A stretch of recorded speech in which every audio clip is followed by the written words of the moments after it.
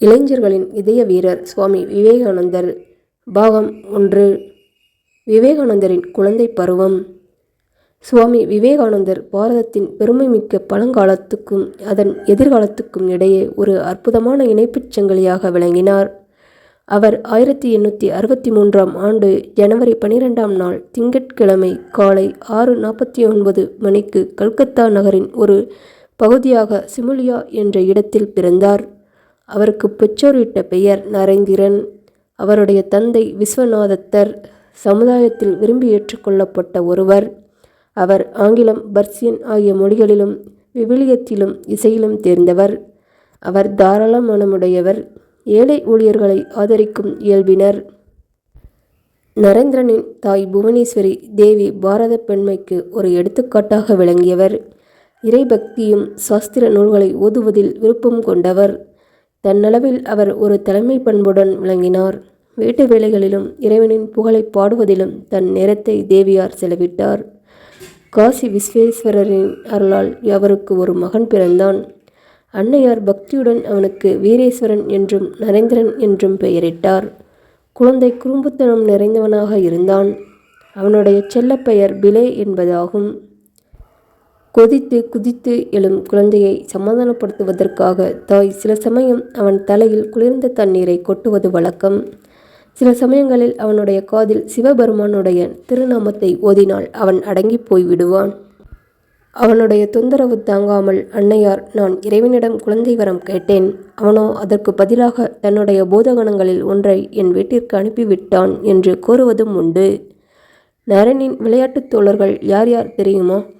வீட்டு பசு, ஒரு குரங்கு, ஆடு, மயில், புறா இவைகளும் நிறைய நண்பர்களும். இவனுடைய தந்தையின் தாராள மனப்பான்மை இவனுக்கும் இருந்தது. பிச்சை என்று கேட்பவர்க்கு தன் கையில் இருப்பதை அப்படியே கொடுத்து விடுவான். அவனுடைய வாழ்நாள் முழுவதும் இந்த குணம் அவனிடத்தில் ஒட்டிக்கொண்டு இருந்தது.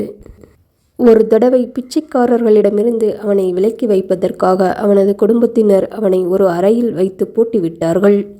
அவனோ ஜன்னலின் வழியே தன்னிடம் உள்ள பொருட்களை விட்டெறிந்து பிச்சைக்காரர்களை திருப்திப்படுத்த முயற்சித்தான்.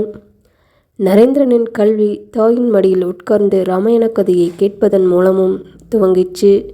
மனதை குவிய வைப்பதிலும் தியானம் செய்வதிலும் அவனுக்கு குழந்தை பருவத்திலிருந்தே அசாதாரணமாக திறமை இருந்தது. சிறுவனாக இருக்கும்போதே துறவு வாழ்க்கை அவனுக்கு கவர்ச்சிகரமாக தோன்றிற்று. தியானத்தில் அவன் அமர்ந்திருக்கும்போது அவன் தலையை சுற்றி ஒரு ஒளிவட்டம் திகழ்ந்தது. ஒரு தடவை அவன் தியானத்தில் மூழ்கியிருந்தபோது அவன் அருகில் ஒரு பாம்பு வந்தது கூட அவனுக்கு தெரியவில்லை. அவனுடைய தோழர்கள் அனைவரும் பயந்து பாதுகாப்பான இடத்துக்கு ஓடிவிட்டனர். நரேன் மட்டும் அச்சமின்றி தனியே தியானத்தில் இருந்தான். வீட்டிலேயே முறைப்படியான கல்வியும் தொடர்ந்து நடந்து வந்தது. குழந்தை பருவத்திலேயே நரன் திறந்த மனமும் இதையும் ஆராய்ந்து அறிந்து கொள்ளும் சுபாவமும் கொண்டிருந்தான். ஒரு சம்பவம் இதை விளக்குகிறது. வழக்கறிஞரான விஸ்வநாதத்தரின் கட்சிக்காரர்களில் பல்வேறு சாதியினரும் இருந்தனர். அவர்களுடைய வீட்டில் ஒவ்வொரு சாதியினருக்கும் தனித்தனியே புகைப்பிடிக்கும் குழாய்கள் வைக்கப்பட்டிருந்தன. இவ்விஷயங்களை பற்றி ஆராய நரேனுக்கு ஆவல் உண்டாயிற்று.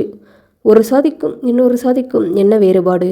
இதை ஆராய்ந்து அறிவதற்காக ஒவ்வொரு குழாயிலும் வாய் வைத்து உறிஞ்சி பார்த்தான் நரேன். அவைகளிடையே எந்த வேறுபாடும் தனக்கு காண கிடைக்கவில்லை என்று தைரியமாக எடுத்துரைத்தான். விளையாட்டுகளிலும் பெரியவர்களைப் போல நடித்து காட்டுவதிலும் சிறுவன் நரேனுக்கு மிகவும் விருப்பம். கோழிக்குண்டு விளையாடுதல், குத்துச்சண்டை, கயிறு தாண்டுதல் இவற்றிலும் அவனுக்கு ருசி உண்டு. எதையும் பரிசோதித்து அறிந்து கொள்வதில் நரேனுக்கு இருந்த ஈடுபாட்டை ஒரு சம்பவம் எடுத்து விளக்குகிறது. இதுவும் சுவாரஸ்யமானதுதான். அவன் பக்கத்து வீட்டுக்காரனின் தோட்டத்தில் குதித்து விளையாடுவது வழக்கம். தன்னிடம் இருந்த அளவுக்கு அதிகமான சக்தியை செலவழிப்பதற்காகவோ என்னவோ அவன் ஒரு மரத்திலிருந்து தொங்கி விளையாடுவான்.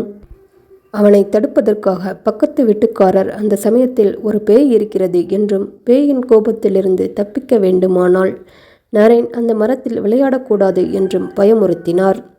நரேனோ கொஞ்சம் கூட பயமில்லாமல் பேய் இருந்தால் என் முன் வரட்டும் என்று கூறிவிட்டு மரத்தில் தொடர்ந்து குதித்து விளையாடினான்.